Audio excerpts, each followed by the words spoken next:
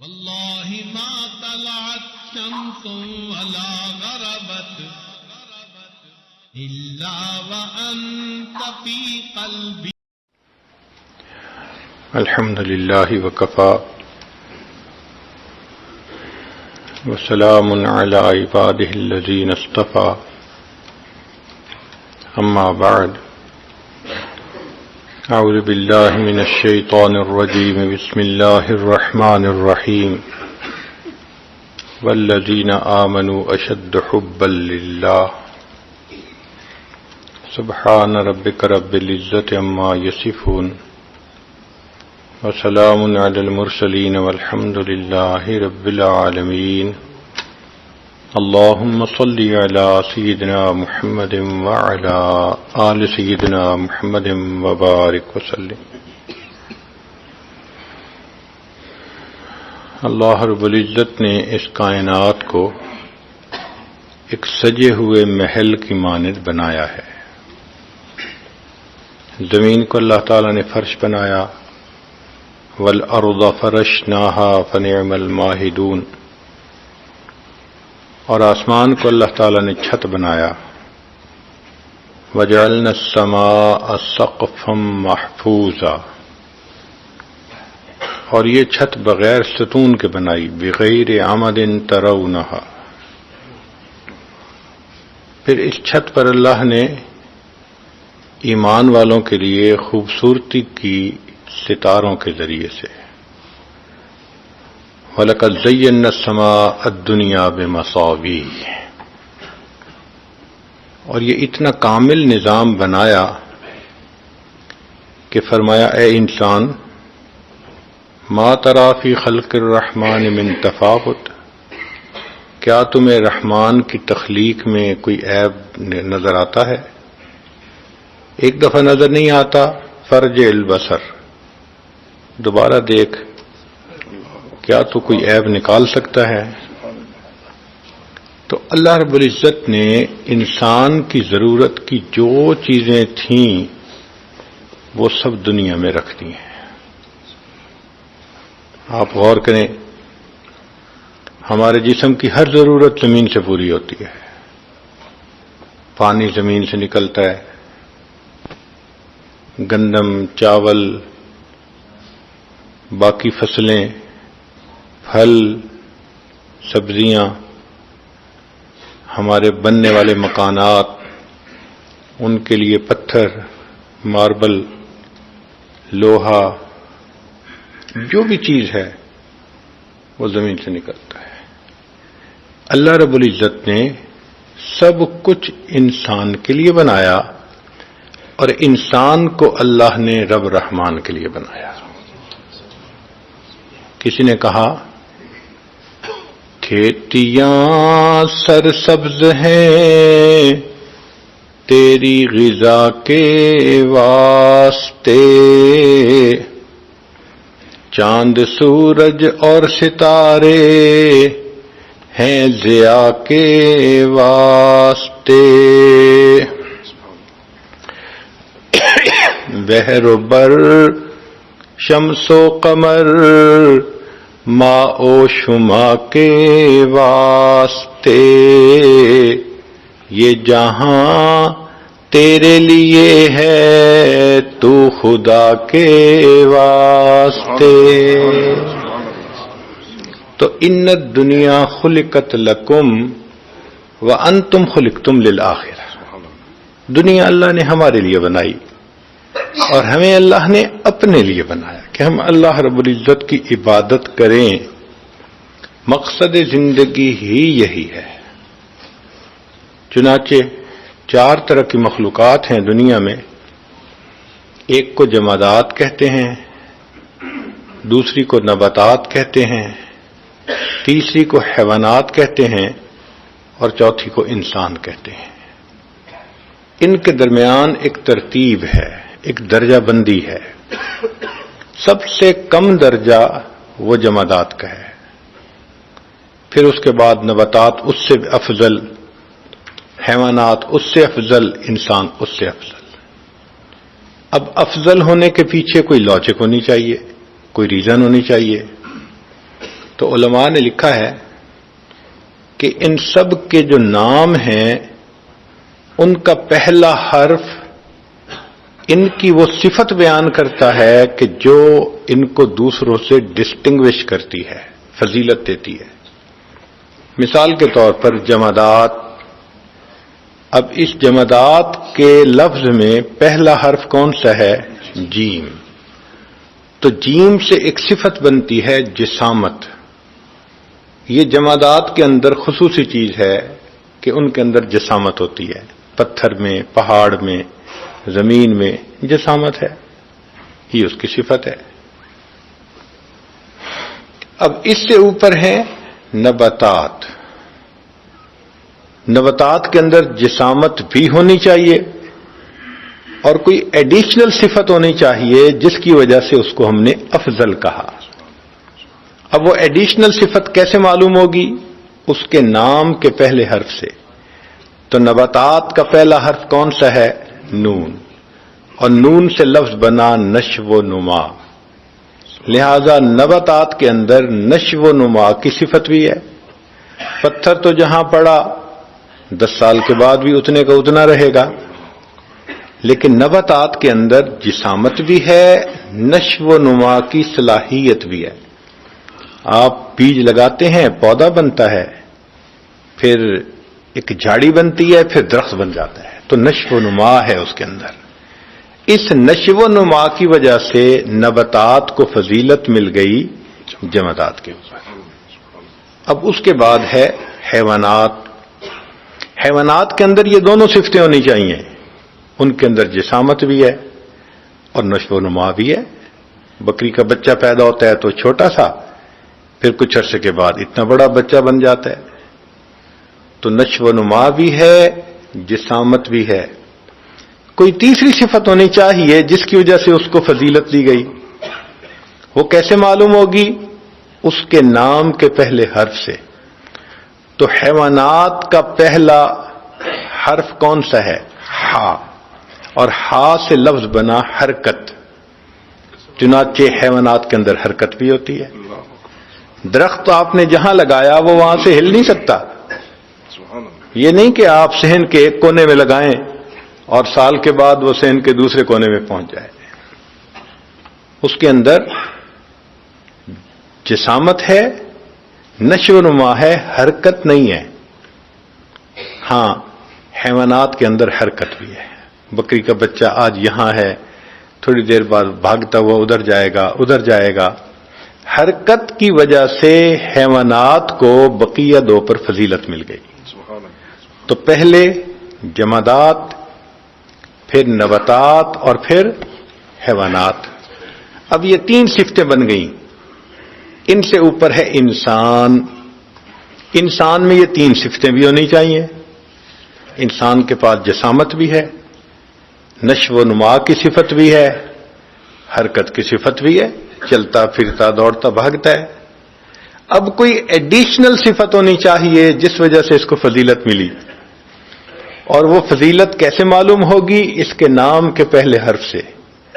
تو انسان کا نام انسان ہے تو پہلا حرف کون سا ہے؟ الف، حمزہ الف۔ اب الف سے بنا لفظ بنا انس باللہ، اللہ سے محبت کرنا، لہذا یہ وہ فضیلت ہے جس وجہ سے انسان پوری مخلوقات سے افضل ہے۔ سبحان اللہ، سبحان اللہ۔ اس میں جسامت بھی ہے، اس میں حرکت بھی ہے، نشو و نما بھی ہے، اور اس میں اللہ رب العزت سے محبت کرنے کا جذبہ بھی ہے۔ یہ صفت جو ہے نا، محبت کا جذبہ، یہ دوسری مخلوق میں نہیں ہے۔ یہ عشق کا مادہ اللہ نے فقط انسان میں رکھا ہے، اس کے خمیر میں رکھا ہے، حتیٰ کہ فرشتوں میں بھی نہیں رکھا۔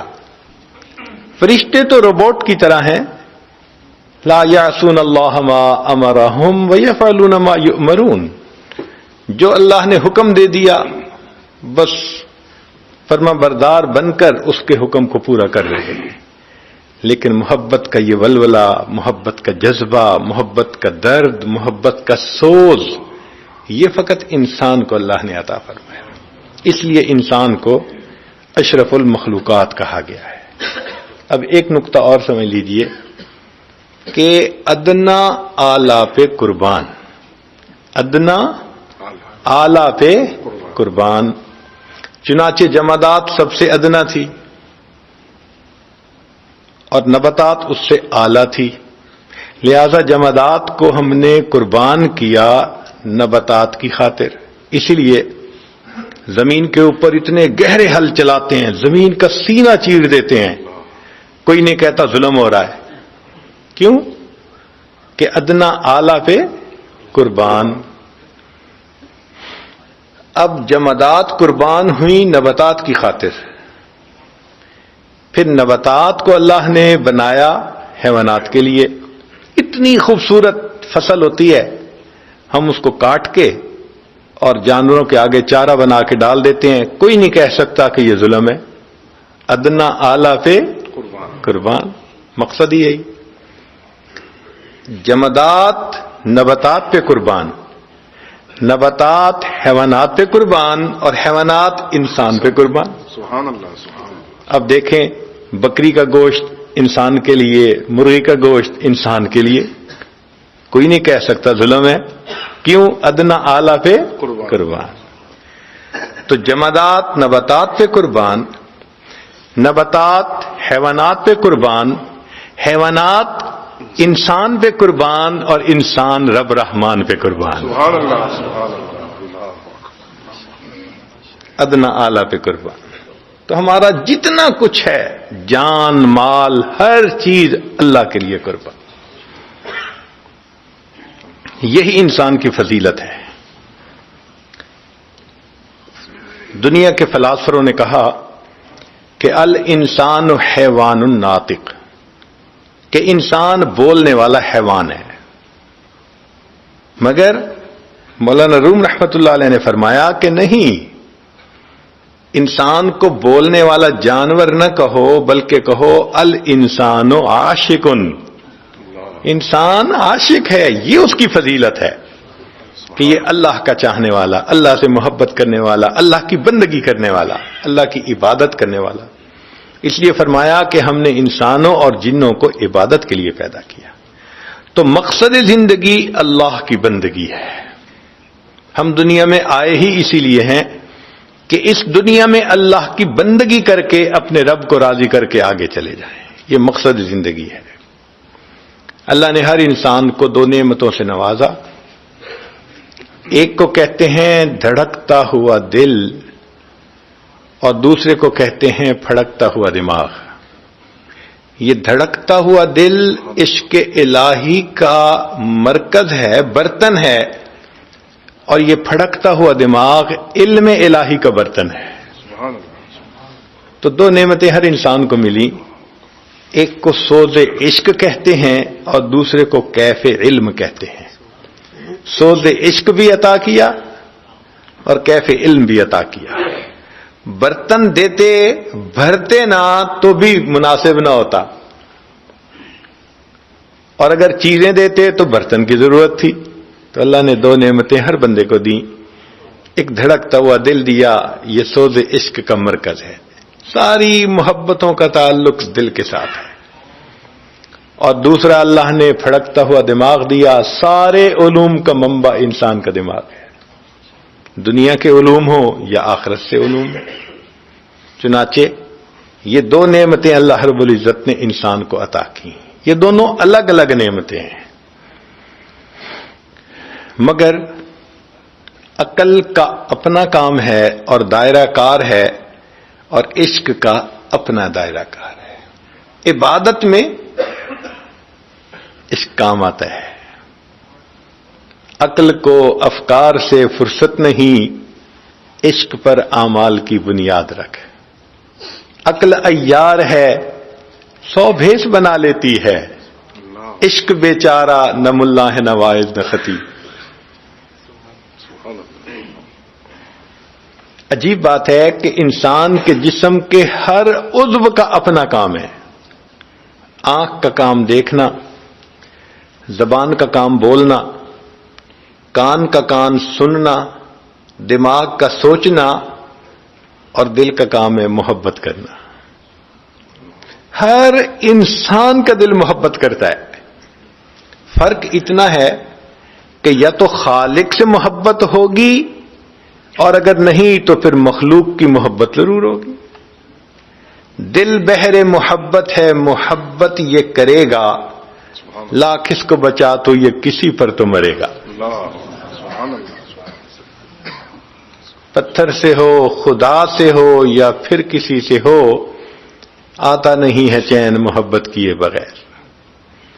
دنیا کے ہر انسان کو اس محبت سے واسطہ پڑتا ہے، مگر فرق ہوتا ہے شریعت کے مطابق ہے تو یہ اللہ کی محبت کہلائے گی. ماں باپ سے محبت، میاں بیوی کی محبت، اولاد کی محبت، استاد شاگرد کی محبت، تمام محبتیں جو شریعت کے دائرے میں ہیں وہ اللہ کی محبت کہلائیں گی. اور جو دائرہ شریعت سے ہٹ کے نفس کی وجہ سے، شیطانیت کی وجہ سے، ان کو مخلوق کی محبت کہیں گے. خالق کی محبت میں نور ہے، مخلوق کی محبت میں ظلمت ہے.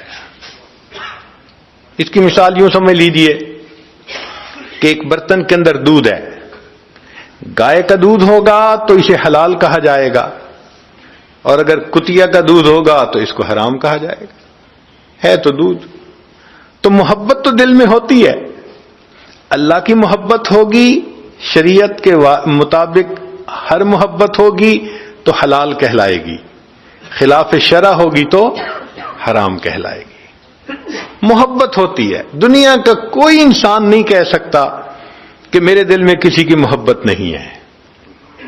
اس کی مثال یوں سمجھ لیجئے، ایک کمرے کے اندر یا تو اجالا ہوگا، اگر نہیں تو اندھیرا ضرور ہوگا. ہر انسان کے دل میں یا تو اللہ رب العزت کی محبت کا اجالا ہوگا، اگر نہیں تو مخلوق کی محبت کا اندھیرا ضرور ہوگا. اب یہ ہم پر منحصر ہے کہ ہم اپنے دل میں اجالے کا بندوبست کرتے ہیں یا اپنے دل کے اندر اندھیرے کا بندوبست کرتے ہیں. اللہ رب العزت پہنچنے کا سب سے آسان راستہ کہ انسان عشق کے گھوڑے پہ سوار ہو جائے. منزل جانی ہو نا، پیدل چلنی آسان مشکل ہوتی ہے، سواری ہو تو آسان ہو جاتی ہے. آپ دیکھیں کہ ایک بندے کو مشرق سے مغرب جانا ہو اور پیدل چلے تو میرا خیال ہے سالوں کے بعد بھی نہیں پہنچ سکے گا، اور ہوائی جہاز پہ سوار ہو جائے تو سبحان اللہ ایک دن کے اندر اندر پہنچ جائے گا. عشق خدا اس ہوائی جہاز کی مانند ہے. جو اس پہ سوار ہو جاتا ہے نا اور اپنے دل میں اللہ کی محبت کو بھر لیتا ہے، الحمدللہ اللہ کے ساتھ اس کا وصل آسان ہوتا ہے. عشق کی ایک جست نے طے کر دیا قصہ تمام. کیا علامہ اقبال نے اچھا شعر لکھا. عشق کی ایک چھلانگ نے سارا قصہ ہی تمام کر دیا. عشق کی ایک جست نے طے کر دیا قصہ تمام، اس زمین و آسماں کو بے قراں سمجھا تھا میں سمجھا تھا زمین و آسمان کے فاصلے ہم طے نہیں کر سکتے. عشق کی ایک جست نے زمین سے اٹھا کر عرش پہ پہنچا دیا. راہ برسوں کی طے ہوئی پل میں، راہ برسوں کی طے ہوئی پل میں، عشق کا ہے بہت بڑا احسان. یہ عشق کا احسان ہے کہ وہ بندے کو اپنے اللہ سے واصل کر دیتا ہے. اس لیے جو عشق کے گھوڑے پہ سوار ہو کے چلتا ہے ہمیشہ منزل پہ پہنچتا ہے. جو عقل کی بنیاد پہ چلتا ہے ہمیشہ راستے میں رہ جاتا ہے. جو عقل کی بنیاد پہ چلے اس کو فرزانہ کہتے ہیں، بڑا عقل مند ہے. اور جو عشق کے گھوڑے پہ سوار ہو اس کو دیوانہ کہتے ہیں.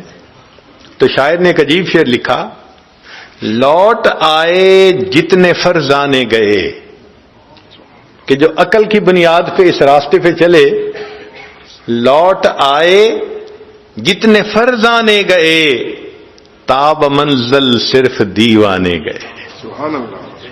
جن کے اندر عشق کی دیوانگی ہوتی ہے وہ منزل پہ پہنچ کے دم لیتے ہیں. لوٹ آئے جتنے فرزانے گئے، تاب منزل صرف دیوانے گئے، آہ کو نسبت ہے کچھ عشاق سے، آہ نکلی اور پہچانے گئے۔ ہو عاشق اور آہیں نہ بھرے، یہ کیا بات ہوئی؟ سبحان اللہ۔ اللہ رب العزت ابراہیم علیہ السلام کے بارے میں فرماتے ہیں ان ابراہیم لأواہ، اواہ کہتے ہیں کسی کی محبت میں آہیں بھرنے والا، وہ اللہ تعالیٰ کی محبت میں آہیں بھرتے تھے۔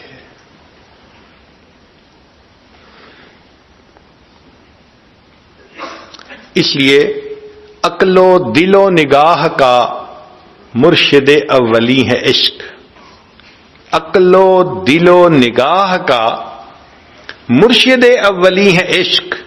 عشق نہ ہو تو شرع و دین بت کدہ تصورات۔ شریعت میں سے عشق الہی کو نکال دیں تو پیچھے کیا بچے گا؟ چند تصورات بچ جائیں گے۔ تو اصل چیز تو اللہ کی محبت ہے۔ اس لیے جو اللہ کا عاشق بن جاتا ہے پھر مخلوق کا محبوب بن جاتا ہے۔ عجیب شعر کہا، ہر کے عاشق شد جمال ذات را، جو اللہ تعالیٰ کی ذات کا عاشق بن جاتا ہے، ہر کے عاشق شد جمال ذات را، اوست سید جملہ موجودات را، وہ پوری مخلوقات کا سید سردار بن جایا کرتا ہے۔ تو اس لیے عقل کے زور پہ جانا مشکل ہے، عشق کی بنیاد بنا لیں تو پھر منزل پہ جانا آسان ہے۔ علامہ اقبال نے بہت عجیب اشعار کہے ہیں، نالا ہے بلبل شوریدہ تیرا خام ابھی، اپنے سینے میں ذرا اور اسے تھام ابھی، پختہ ہوتی ہے اگر مصلحت اندیش و عقل، عشق ہو مصلحت اندیش تو ہے خام ابھی۔ کہ اگر عقل ہو اور ہر چیز میں مصلحت کو دیکھیں تو کہتے ہیں بڑی پختہ عقل ہے، اور عشق اگر مصلحتوں کو دیکھیں تو کہتے ہیں یہ ابھی کچا ہے۔ پختہ ہوتی ہے اگر مصلحت اندیش و عقل، عشق ہو مصلحت اندیش تو ہے خام ابھی، عشق فرمودہ قاصد سے صبح گام عمل، عقل سمجھی ہی نہیں مانی یہ پیغام ابھی۔ کہ محبوب کا پیغام لے کر قاصد آیا تو عشق نے جیسے محبوب کا پیغام سنا قدم اٹھا لیا عمل کی خاطر، اور عقل بیچاری ابھی اس میسج کا مفہوم ہی سمجھ نہیں سکی۔ عشق فرمودہ قاصد سے صبح گام عمل، عقل سمجھی ہی نہیں مانی یہ پیغام ابھی، بے خطر کود پڑا آتش نمرود میں عشق، عقل ہے محو تماشائے لبے بام ابھی۔ عشق نے تو آتش نمرود میں چھلانگ لگا دی تھی اور عقل باہر کھڑی دیکھ رہی تھی یہ ہو کیا رہا ہے۔ تو اصل چیز تو اللہ سے محبت ہے۔ اسی لیے جب اللہ سے محبت ہوتی ہے اللہ کا نام اچھا لگتا ہے، محبوب کا نام پیارا لگتا ہے۔ ایک دفعہ نام لینے سے جی نہیں بھرتا، نام لے کے بدن میں مٹھاس آ جاتی ہے۔ اس لیے فرمایا اللہ اللہ اینچ شیریں ہست نام، شیر و شکر میں شود جانم تمام، کہ جب میں اللہ اللہ کا نام لیتا ہوں میرے پورے جسم میں اس طرح مٹھاس آ جاتی ہے جیسے دودھ میں چینی ڈالنے سے پورا کا پورا دودھ میٹھا ہو جایا کرتا ہے۔ نام لینے سے مزہ آ جاتا ہے۔ اب یہ عشق ملتا ہے کثرت ذکر سے۔ اصول یہ ہے کہ ذکر سے ذات کی محبت پیدا ہوتی ہے۔ چنانچہ شریعت نے جہاں حکم دیا فرمایا اذکروا اللہ ذکرا کثیرا والذاکرین اللہ کثیرا والذاکرات۔ یہ جو کثرت کا حکم دیا اس کی بنیاد یہی تھی کہ میرے بندے کثرت سے میرا ذکر کریں گے، ان کے دل میں میری محبت آئے گی اور محبت ان کے لیے میرے ساتھ وصل کا سبب بن جائے گی۔ ایک نقطہ، جس نے اللہ رب العزت کو پہچانا، جس نے اللہ رب العزت کو پہچانا وہ اللہ تعالیٰ سے محبت کیے بغیر رہ نہیں سکتا، اور جس نے دنیا کی حقیقت کو پہچانا وہ دنیا سے نفرت کیے بغیر رہ نہیں سکتا. یہ دھوکے کا گھر ہے. یہ انسان کو اللہ سے غافل کرتی ہے, آخرت سے غافل کرتی ہے. تو جو دنیا کی حقیقت کو پہچانے گا وہ دنیا سے نفرت کرے گا, اور جو اللہ رب العزت کی عظمت کو پہچانے گا وہ اللہ رب العزت سے محبت کیے بغیر رہ نہیں سکتا. اسی لیے جبریل علیہ السلام نبی علیہ السلام کی خدمت میں حاضر ہوئے. اے اللہ کے حبیب صلی اللہ علیہ وسلم, عش ما شئت فإنک میت. جتنا چاہیں آپ دنیا میں زندہ رہیں, ایک دن آپ کو اللہ کے پاس جانا ہے. وَأَحْبِبْ مَنْ شِئْتَ فَإِنَّكَ مُفَارِقُ. جس سے چاہیں آپ محبت کریں, ایک نہ ایک دن آپ نے اس سے جدا ہونا ہے. یہ جو مفارق ہو, یہ باب مفاعلہ کا صیغہ ہے. جہاں بھی دنیا کی محبت ہوگی ایک دن جدائی ہونی ہے. اب کوئی کہے جی ہم میاں بیوی میں بڑی محبت ہے. بھئی جتنی محبت رہے موت بالآخر جدا کر دیتی ہے. جدائی تو ہے, انجام ہی جدائی ہے. تو جو مخلوق سے محبت کرے گا ایک نہ ایک دن مخلوق سے جدا کر دیا جائے گا. جو اللہ رب العزت سے محبت کرے گا ایک نہ ایک دن اللہ سے ملا دیا جائے گا. سبحان اللہ. سبحان اللہ.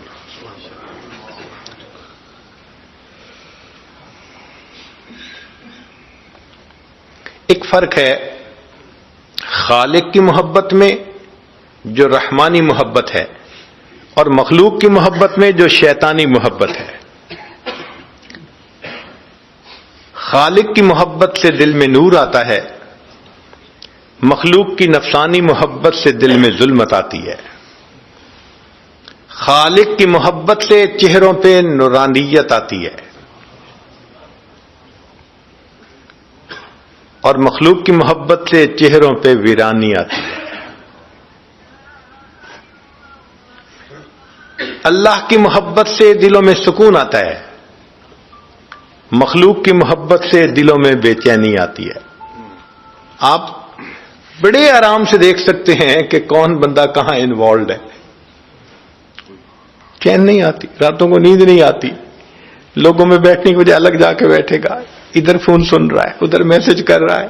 آپ فیل کریں گے کہ some thing is seriously wrong some where. بے چینی ہوتی ہے طبیعت کے اندر. گھر میں سب کے ساتھ مل کے کھانا نہیں کھائے گا, میں اکیلا کھانا کھا لوں گا, مجھے کھانے کی ضرورت نہیں, مجھے طلب نہیں کھانے کی. طبیعت بتاتی ہے کہ نارمل کیس نہیں ہے.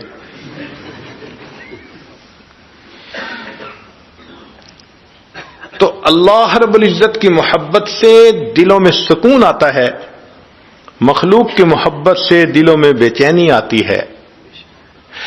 اللہ رب العزت کی محبت کا انجام ہمیشہ اچھا ہوتا ہے, مخلوق کی محبت کا انجام ہمیشہ برا ہوتا ہے. اللہ رب العزت کی محبت کے انجام میں ہمیشہ نیک نامی آتی ہے, مخلوق کی محبت کی انجام میں ہمیشہ بدنامی آتی ہے. جتنے لوگ اللہ سے محبت کرتے ہیں ان میں آپس میں بھی محبتیں ہوتی ہیں. وہ ایک دوسرے کا بھی احترام کرتے ہیں, ایک دوسرے سے بھی عقیدت رکھتے ہیں, کیونکہ سب اللہ کے چاہنے والے. اور مخلوق کے محبت اگر کئی کرنے والے ہوں تو آپس میں حسد ہوتا ہے. یوں تو ہوتی ہے رقابت لازمن عشاق میں, یوں تو ہوتی ہے رقابت لازمن عشاق میں, عشق مولا ہے مگر اس تہمت بد سے بری. اللہ کی محبت اس تہمت سے بری ہے. جتنے اللہ کے چاہنے والے ہوں گے سب ایک دوسرے سے بھی محبت کرنے والے ہیں. اللہ کی محبت کا ایک عجیب اور انداز ہے. جو کوئی مخلوق سے ڈرتا ہے وہ دور بھاگتا ہے. سانپ سے ڈرا دور بھاگا, شیر سے ڈرا دور بھاگا, کسی انجان بندے سے ڈرا دور بھاگا. جو مخلوق سے ڈرتا ہے وہ کیا کرتا ہے؟ دور بھاگتا ہے. جو مخلوق سے ڈرتا ہے وہ دور بھاگتا ہے، جو اللہ رب العزت سے ڈرتا ہے وہ اور اللہ کے قریب ہو جاتا ہے. سبحان اللہ. اللہ تیری شان کتنی بڑی ہے. اللہ اکبر کبیرہ. اور ایک اور فرق ہے خالق کی محبت اور مخلوق کی محبت میں. جن کو مخلوق سے محبت ہوتی ہے وہ چاہتے ہیں کہ محبوب کا جسم ہمارے پاس ہو، ان کو جسم سے غرض ہوتی ہے. محبوب کا دل جہاں مرضی ہو، یہ مخلوق کی محبت. جسم ہمارے پاس ہو اور دل جہاں چاہے مرضی ہو. اور اللہ کی محبت کا معاملہ عجیب ہے. اللہ فرماتے ہیں میرے بندے تم مجھ سے محبت کرتے ہو، تمہارا دل میرے پاس ہونا چاہیے، جسم تمہارا جہاں مرضی ہو. سبحان اللہ. تم بازار میں بیٹھے ہو مجھے پھر بھی اچھے لگتے ہو، مسجد میں ہو پھر بھی اچھے لگتے ہو، بس تمہارا دل ہر وقت میرے پاس ہونا چاہیے. اللہ کو دل چاہیے. تو اس لیے ہمیں چاہیے کہ ہم اپنے دل میں اللہ کی محبت کو بسائیں. مولانا روم رحمۃ اللہ نے کیا اچھا شعر کہا. فرماتے ہیں عشق با مردہ نباشد پائیدار. مرنے والوں سے اور ڈھلنے والوں سے عشق پائیدار نہیں ہوتا. عشق با مردہ نباشد پائیدار، عشق را با حی و با قیوم دار. اگر تم نے ہمیشہ رہنے والا عشق کرنا ہے تو تمہیں اپنے رب سے کرنا چاہیے جو حی و قیوم ہے، کبھی موت نہیں آئے گی. اللہ. مرنے والوں سے اور ڈھلنے والوں سے کیا محبت کرنی. ذب النساء مخفی کے اشعار ہیں مرغ دل را گلشن بہتر سے کوئے یار نیست، کہ دل کے مرغ کے لیے یار کی گلی سے بہتر باغ اور کوئی نہیں. طالب دیدار را ذوق گل و گلزار نیست. جو دیدار کا طالب ہوتا ہے اس کو پھول بوٹوں کا شوق نہیں ہوتا، اس کو تو محبوب کا دیدار کرنا ہوتا ہے. آگے کہتی ہے گفتم از عشق بتاں اے دل چ حاصل کر دئی. میں نے پوچھا اے دل تجھے ان دنیاوی محبوبوں کے عشق سے کیا ملا؟ گفت مارا حاصل جز نالہ زار نے. کہنے لگی کہ مجھے مخلوق کی محبت سے سوائے رونے دھونے مایوسی کے سوا کچھ حاصل نہیں ہو. تو یہ مخلوق کی محبت کا انجام ہوتا ہے. اس لیے کہا میر مت مرنا کسی گلفام پر، میر مت مرنا کسی گلفام پر، خاک ڈالو گے انہی اجسام پر. ایک وقت آئے گا مٹی ڈالو گے انہی کے اوپر. میر مت مرنا کسی گلفام پر، خاک ڈالو گے انہی اجسام پر. اس لیے قیامت کے دن فساق کے اعضاء ان کے گناہوں کی گواہی دیں گے اور عشاق کی آنکھوں سے برسنے والے آنسو اللہ کے سامنے ان کی محبت کی گواہی دیں گے. خوش نصیب ہے وہ بندہ جو اللہ کی محبت میں روئے. خوش نصیب ہے وہ آنکھ جس آنکھ سے اللہ کی محبت میں آنسو نکلے. حضرت گنگوئی رحمت اللہ علیہ نے ایک عجیب بات فرمائی. فرماتے تھے کہ جس شخص کی زبان سے ایک مرتبہ محبت کے ساتھ اللہ کا لفظ نکلا، ایک مرتبہ جس شخص کے منہ سے ایک مرتبہ محبت کے ساتھ اللہ کا لفظ نکلا، یہ لفظ کبھی نہ کبھی اس بندے کے لیے جہنم سے نکلنے کا سبب بنا دیا جائے گا.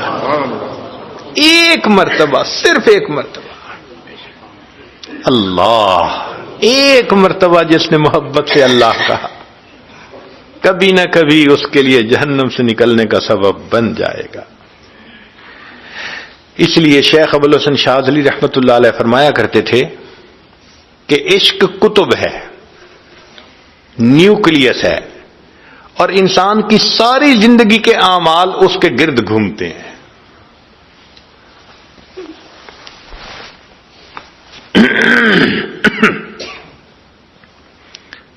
اسی لیے جو اللہ والے ہوتے ہیں وہ نماز کو حاکم وقت کی بیگار سمجھ کے نہیں پڑھتے، نماز کو حاکم وقت کی بیگار سمجھ کے نہیں پڑھتے، وسیلہ لقائے یار سمجھ کر پڑھا کرتے ہیں۔ ان کے لیے نماز ان کی محبت کے جذبے پورے ہونے کی ایک ترتیب ہوتی ہے۔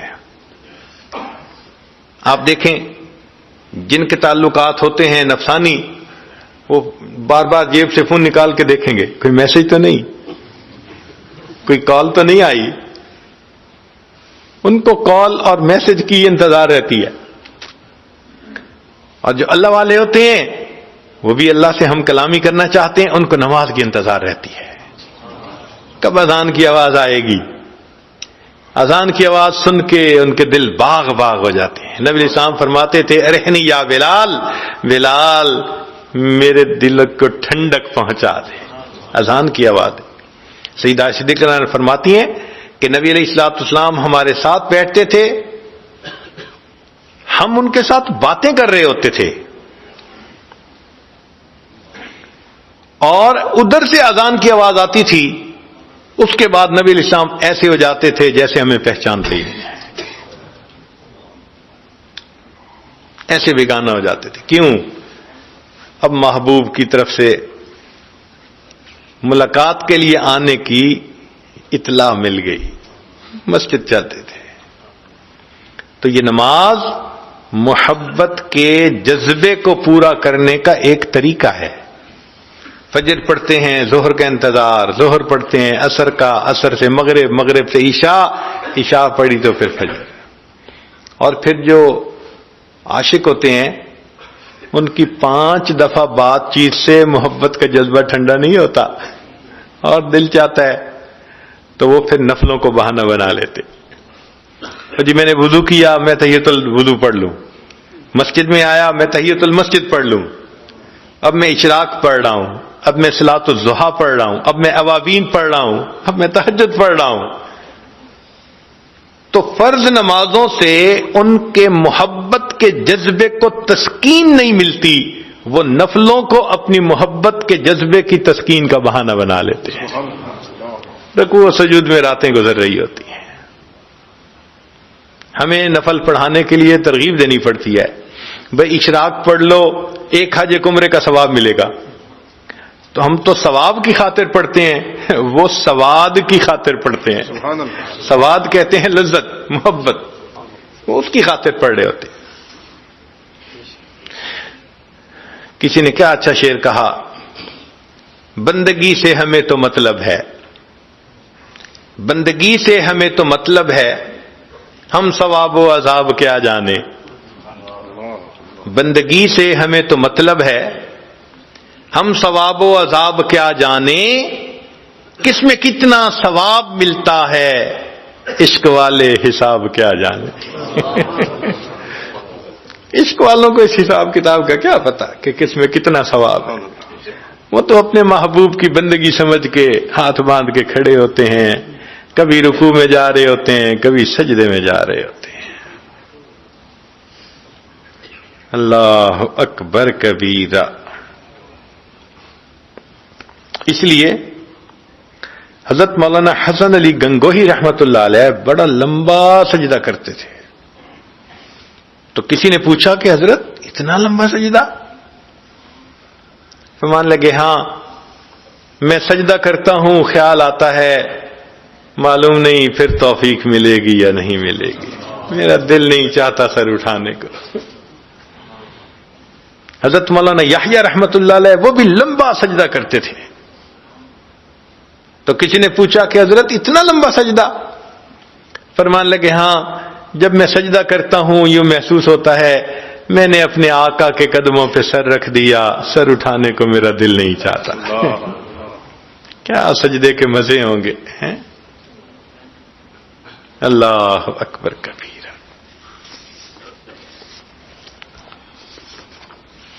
حضرت مولانا فضل الرحمان گنج مراد آبادی رحمۃ اللہ علیہ، ان کی زیارت کے لیے ایک مرتبہ حضرت اقدس تھانوی رحمۃ اللہ علیہ تشریف لے گئے۔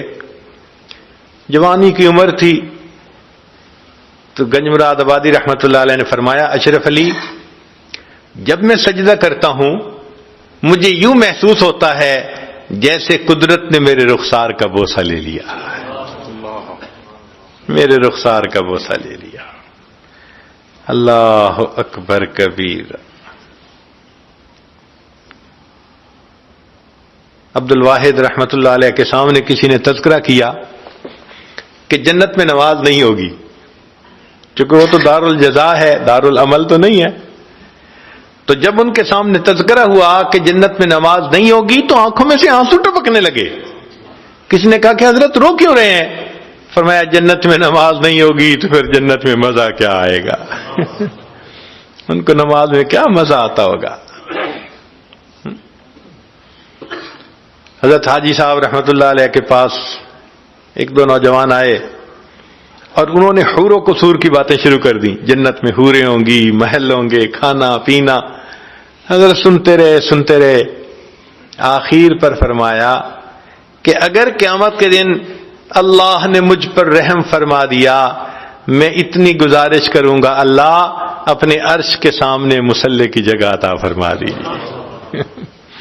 عرش کے سامنے مصلی کی جگہ عطا فرما دیجیے۔ ہمارے ان اکابر کو نماز میں کیا سکون ملتا تھا، کیا لطف ملتا تھا ان کو، ہم تو اس کا اندازہ ہی نہیں لگا سکتے۔ تبھی تو عشاء کے وضو سے فجر کی نمازیں پڑھا کرتے تھے۔ کوئی آسان کام ہے؟ عشاء کے بعد مصلی پہ آدھا گھنٹہ بیٹھ کے دکھائیں، مصلی اچھال دیتا ہے جی، بیٹھا نہیں جاتا۔ مصلی پہ وہی بیٹھتا ہے جس کا دل جڑا ہوا ہوتا ہے، اس کا اٹھنے کو دل نہیں چاہتا۔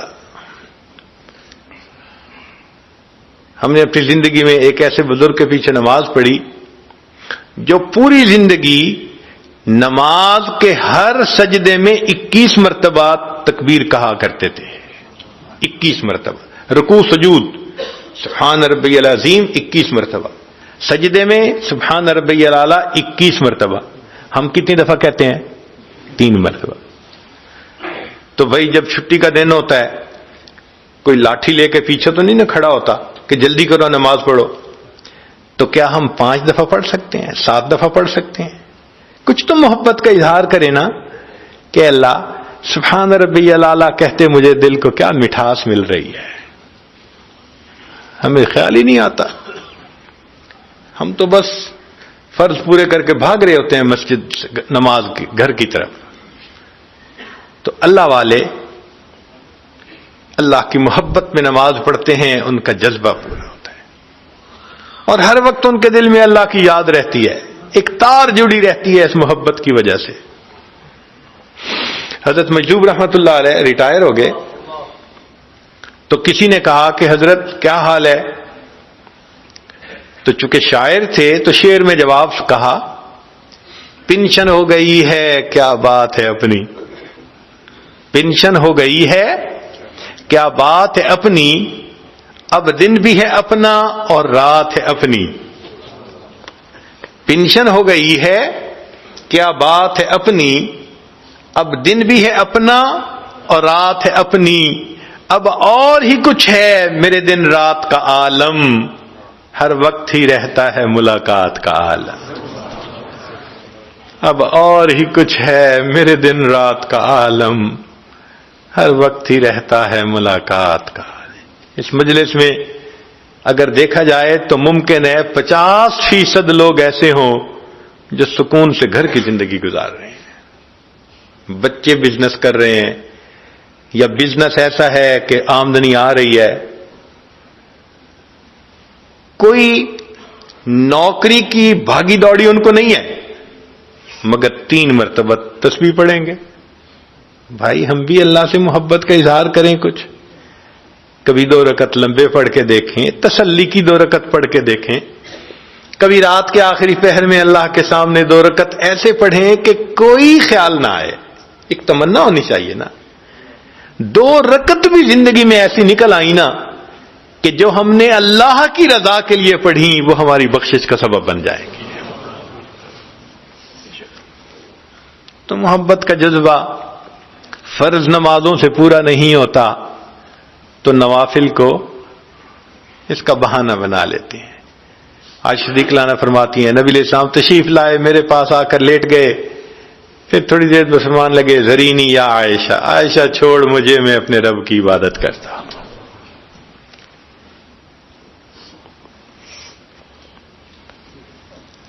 یہ محبت عجیب چیز ہے.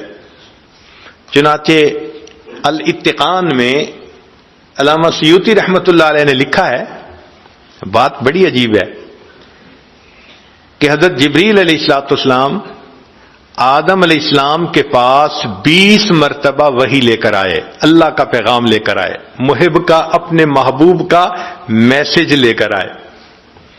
تو آدم علیہ السلام پر جبریل علیہ السلام 20 مرتبہ آئے, ادریس علیہ السلام پر 4 مرتبہ آئے, نوح علیہ السلام پر 50 مرتبہ آئے, ابراہیم علیہ السلام پر 42 مرتبہ آئے, حضرت موسیٰ علیہ السلام پر 400 مرتبہ آئے, عیسیٰ علیہ السلام پر 13 مرتبہ آئے, اور نبی علیہ الصلوۃ والسلام کی طرف وحی لے کر 24,000 مرتبہ آئے.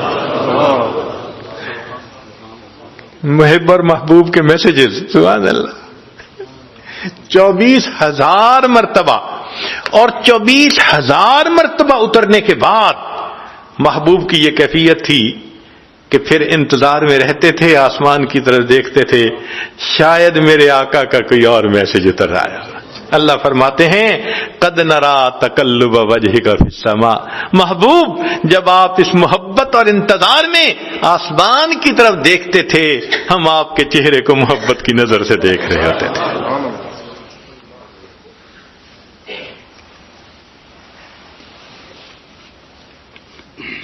اللہ تعالیٰ ارشاد فرماتے ہیں والذین آمنوا اشد حبا للہ, ایمان والوں کو اللہ سے شدید محبت ہوتی ہے. اب اس آیت میں ایک عجیب نکتہ ہے کہ یہ جملہ خبریہ بنتا ہے, ایک اطلاع دی جا رہی ہے کہ ایمان والوں کو اللہ سے شدید محبت ہوتی ہے.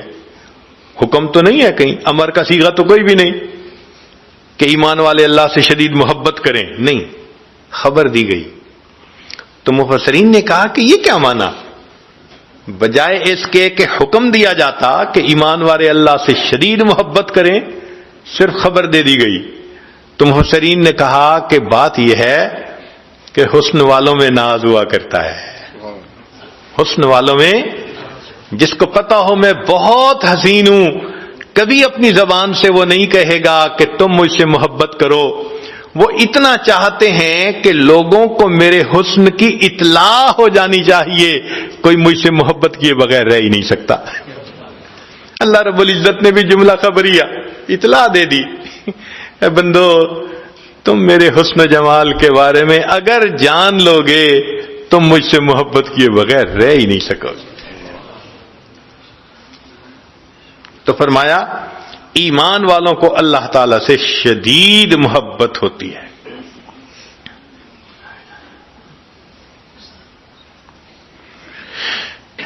ایک مرتبہ حضرت مولانا فضل الرحمان گنج مراد آبادی رحمت اللہ علیہ نے مولانا محمد علی مغیری رحمت اللہ علیہ سے پوچھا کہ مولانا آپ نے کبھی عشق کی دکان دیکھی ہے؟ آپ نے کبھی عشق کی دکان دیکھی ہے؟ تو مولانا تھوڑی دیر سوچتے رہے, پھر کہنے لگے حضرت میں نے 2 دکانیں دیکھی ہیں. پوچھا کون سی؟ کہنے لگے ایک شاہ آفاق رحمت اللہ علیہ کی, نقشبندی بزرگ تھے, اور ایک شاہ غلام علی دہلوی رحمت اللہ علیہ کی, یہ بھی نقشبندی بزرگ تھے. ان کی خانقاہوں کو انہوں نے عشق کی دکانیں کہا کہ آتے ہیں لوگ اور یہاں سے عشق کی پڑیاں لے کے جاتے ہیں. عشق بکتا ہے، عشق وہاں تقسیم ہوتا ہے. سبحان اللہ. اور واقعی عشق کا سودا انہی خانقاہوں سے ملتا ہے. کہتے ہیں کہ گنگوہ میں حضرت گنگوئی رحمت اللہ علیہ کی وجہ سے اتنا ذکر کرنے والے لوگ تھے کہ جو دھوبی کپڑے دھوتے تھے تو وہ کپڑے کو پٹکا لگانے پر کچھ آواز نکالتے ہیں تو وہ الا اللہ کی آواز لگایا کرتے تھے. اللہ. ایک مرتبہ ایک شہر میں، ملتان شہر ہے، ایک نوجوان بیت ہوئے، بعد میں کہنے لگے جی کہ میں بلیک بیلٹ ہوں اور میں نے فلاں فلاں کمپٹیشن جیتے ہوئے ہیں. ہم نے کہا سبحان اللہ. ہم نے اسے ذکر سکھا دیا اور کہا کہ بھئی اللہ اللہ کیا کرو. کوئی 6 مہینے بعد پھر ملاقات ہوئی. کہنے لگے جی کہ میرا کلب تھا، لوگ کراٹے سیکھنے میرے پاس مارشل آرٹ سیکھنے آتے تھے. میں جب وہاں گیا اگلے دن تو میرے ذہن میں خیال آیا کہ ہم کراٹے سیکھتے ہوئے جب ایک دوسرے کے اوپر کچھ کرتے ہیں اٹیک اور دوسرا بلاک کرتے ہیں تو کچھ آواز نکالتے ہیں. تو میں نے کہا یہ بے معنی آواز کیوں نکالیں؟ تو میں نے اپنے شاگردوں کو کہنا شروع کیا کہ جب بھی تم اس طرح سے بلاک کرو گی تو اللہ کا لفظ کو، اللہ کا لفظ. شاگردوں نے کہنا شروع کر دیا. کہنے لگا میں حیران. دوسرے دن اور ایڈمیشن آ رہی ہیں اور رجسٹریشن آ رہی ہے، اتنے شاگرد کہ میرے پاس جگہ نہ بچی. تو میں نے شاگرد سے پوچھا بھئی تم کیسے آئے؟ کہنے لگے جی وہ کلب کی دیوار کے قریب سے میرے ابو گزر رہے تھے، اندر سے اللہ اللہ اللہ کی آوازیں آ رہی تھیں. ابو نے کہا تم بھی اسی کلب میں جاؤ. سبحان اللہ سبحان اللہ. دل میں اللہ کی محبت ہو تو پھر انسان اٹھتے بیٹھتے اللہ کا نام لیا کرتا ہے.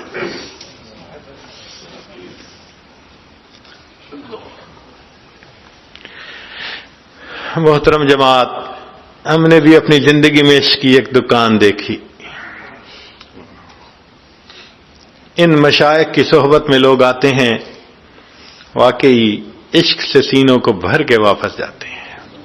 حضرت خواجہ فضل علی قریشی رحمۃ اللہ علیہ مسکین پور شریف میں تقریباً 150 سے 200 لوگوں کا عام طور پہ مجمع ہوا کرتا تھا جو سالکین ذکر سیکھنے کے لیے آتے تھے. یہ عام مجمع تھا. وہ مسجد کے اندر سب رات کو لیٹ جاتے تھے اور ان کی نیند کیا ہوتی تھی کہ سب لیٹتے تھے تو تھوڑی دیر بعد کسی پہ جذبہ ہوتا تھا تو اللہ اللہ اللہ یوں کہنا شروع کر دیتا، سب کی آنکھ کھل جاتی تھی. پھر تھوڑی دیر بعد لیٹتے تھے، آنکھ لگتی تھی، پھر کسی اور پہ جذبہ اللہ اللہ، ساری رات سوتے جاگتے گزر جاتی تھی اللہ کی محبت میں. ایک مرتبہ کیا ہوا کہ مسجد میں 2 بوڑھے بیٹھے ہوئے ہیں، دونوں کے سفید بال، ایجڈ تھے اور مسجد میں ایک دوسرے کے ساتھ جھگڑ رہے ہیں. ایک ان کو پکڑ کے جھنجھوڑتا ہے، دوسرا ان کو پکڑ کے جھنجھوڑتا ہے.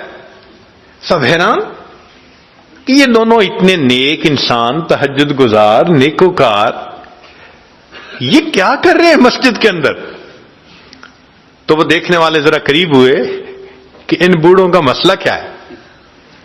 تو ہوا کیا تھا کہ دونوں بیٹھے بیٹھے کوئی بات کر رہے تھے، ان میں سے ایک نے کہہ دیا اللہ میڈ ہے، اللہ میرا ہے. تو جب ایک نے کہا نا اللہ میرا ہے تو محبت تو دوسرے کو بھی تھی، اس نے اس کو جھنجھوڑا، نہیں اللہ میرا ہے. وہ اس کو کہتا اللہ میرا ہے، وہ کہتا اللہ میرا ہے. سبحان اللہ، کیا محبت ہوگی ان دونوں کے دلوں میں کہ جو مسجد میں ایک دوسرے کو جھنجھوڑ جھنجھوڑ کے کہہ رہے ہیں، وہ کہتے ہیں اللہ میرا ہے، وہ کہتے ہیں اللہ میرا ہے. سبحان اللہ. یہ محبتیں تقسیم ہوتی ہیں ان اللہ والوں کے پاس. جس قلب کی آہوں نے دل پھونک دیے لاکھوں، اس قلب میں یا اللہ کیا آگ بھری ہوگی. ان اللہ والوں کے دلوں میں کیا اللہ کی محبت ہوتی ہے کہ ان کی صحبت میں بیٹھ کے بندے کا دل گرما جاتا ہے.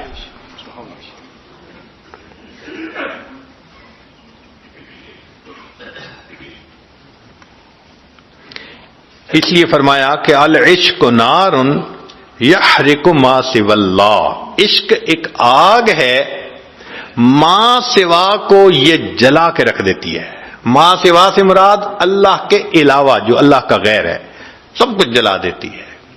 عشق کی آتش کا جب شعلہ اٹھا، ما سوا معشوق سب کچھ جل گیا، تیغ لا سے یعنی لا کی تلوار سے، تیغ لا سے قتل غیر حق ہوا، دیکھیے پھر بعد اس کے کیا بچا، پھر بچا اللہ باقی سب فنا، مرحبا اے عشق تجھ کو مرحبا۔ عشق اللہ کے سوا ہر چیز کا تاثر دل سے نکال کے رکھ دیتا ہے۔ یہ عشق وہ نعمت ہے۔ شاد باد اے عشق خوش سودائے ماں، اے دوائے جملہ علت ہائے ماں، اے دوائے نخوت و ناموس ماں، اے کہ افلاطون و جالینوس ماں۔ یہ عشق ہی افلاطون اور جالینوس ہے۔ سب بیماریاں روحانی اس عشق کے ملنے سے خود بخود انسان کے اندر سے ختم ہو جاتی۔ اللہ کا نام انسان دل میں بسائے، پھر دیکھے کہ اللہ کی محبت کا مزہ کیا ہے۔ قرآن مجید کی ایک آیت ہے کہ جب سلیمان علیہ السلام کا پیغام ملکہ بلقیس کو پہنچا تو اس نے اپنے مشیروں سے مشورہ کیا کہ مجھے کیا کرنا چاہیے۔ انہوں نے کہا کہ تم جو قدم اٹھاؤ گی ہم ساتھ ہیں۔ تو اس نے سمجھداری کا جواب دیا، کہنے لگی ان الملوک اذا دخلت قریۃ افسدوها، ان الملوک اذا دخلوا قریۃ افسدوها وجعلوا اعزۃ اہلها اذلہ، کہ بادشاہ جب کسی بستی پر داخل ہوتے ہیں، حملہ آور ہوتے ہیں، وہاں انقلاب برپا کر دیتے ہیں، اور جو ہاں معزز ہوتے ہیں ان کو ذلیل کر کے وہ باہر نکال دیا کرتے ہیں۔ اب یہ اس آیت کے ظاہری معنی ہیں، مگر لکل آیت من القرآن ظاہر و بطن، باطنی معنی بھی ہیں۔ تو حضرت اقدس تھانوی رحمۃ اللہ علیہ نے اس موقع پر بیان القرآن میں لکھا کہ اس میں ایک بہترین تمثیل موجود ہے۔ اور تمثیل کیا؟ وہ فرماتے ہیں کہ اگر ہم قریہ سے مراد دل کا قریہ لے لیں، دل کی بستی، اور ملوک سے مراد مالک الملک اللہ کا نام لے لیں، تو پھر ترجمہ کیا بنے گا؟ ان الملوک اذا دخلوا قریۃ، جب اس اللہ کا نام اس دل کی بستی میں داخل ہو جاتا ہے، افسدوها، انقلاب مچا دیتا ہے، وجعلوا اعزۃ اہلها اذلہ، اور دنیا جو دل میں معزز ہوتی ہے اس کو ذلیل کر کے دل سے نکال دیا کرتا ہے۔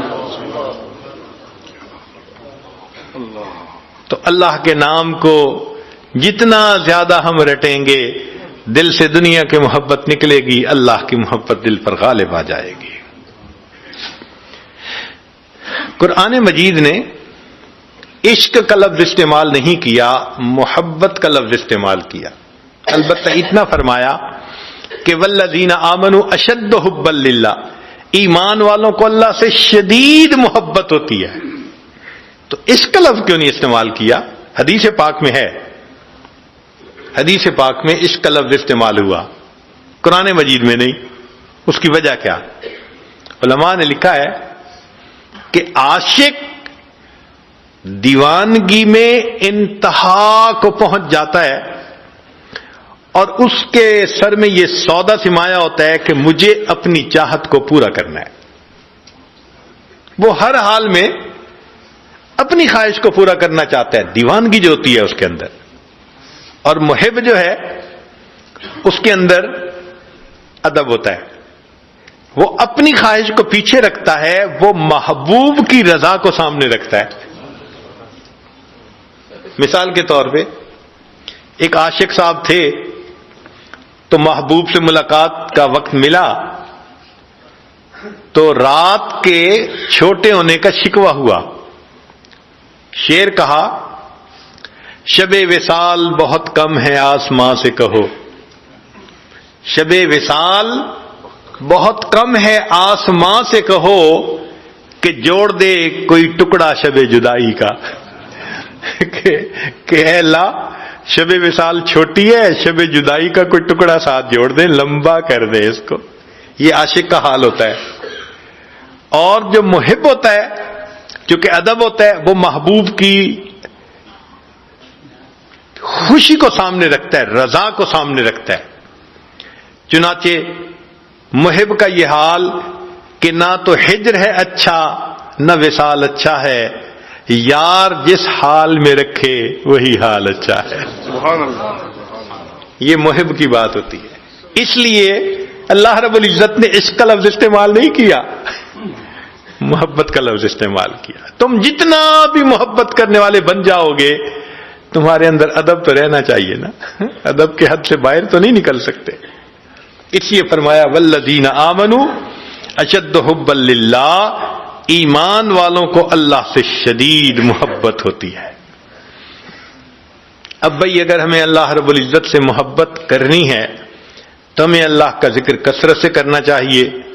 3 چیزوں سے یہ محبت بڑھتی ہے. ایک اتباع سنت سے کہ نبی علیہ السلام نے فرمایا، بلکہ قرآن مجید نے فرمایا قل ان کنتم تحبون اللہ فاتبعونی یحببکم اللہ، میری اتباع کرو اللہ تم سے محبت فرمائیں گے. تو دیکھو اللہ کا محبوب بنتا ہے نا بندہ اتباع سنت سے. دوسرا کثرت ذکر سے کہ ذکر سے ذات کی محبت آتی ہے.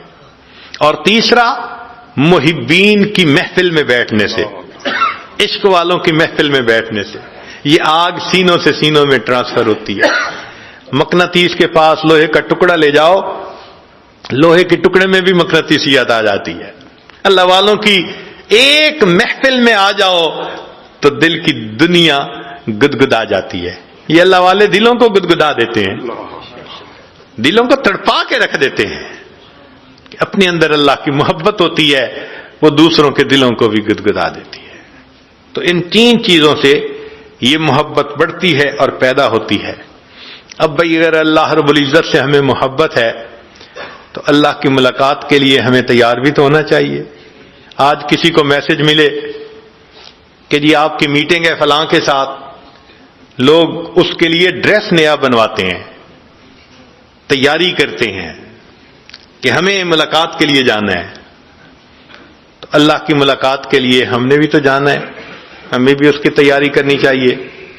ذرا دیکھیے کہ آخر دلہن کو کیوں سجاتے ہیں؟ کیا ضرورت ہے دلہن کو سجانے کی، اتنے اچھے کپڑے پہنانے کی؟ دلہن کو سجانے اور اچھے کپڑے پہنانے کا ایک ہی مقصد ہوتا ہے کہ اس کا خاوند اس سے پہلی نظر میں محبت کرے. تو جس طرح دلہن کو دلہا کے لیے سجایا جاتا ہے، مومن بندہ اپنے دل کو اپنے رب کے لیے سجاتا ہے. قیامت کے دن اللہ دلوں کو دیکھیں گے. فرمایا یوم لا ينفع مال ولا بنون الا من اتى الله بقلب سلیم. دلوں کو دیکھیں گے. اللہ تعالیٰ دلوں کے بیوپاری ہیں. دل چاہتے ہیں ہم اپنے دل کو منور کریں، گناہوں کے اثرات سے اس کو پاک صاف کریں، اللہ کی محبت سے اس کو بھر دیں، ہمارا پورا وجود اللہ کی محبت میں رچ بس جائے. ایسی محبت اللہ کی ہو.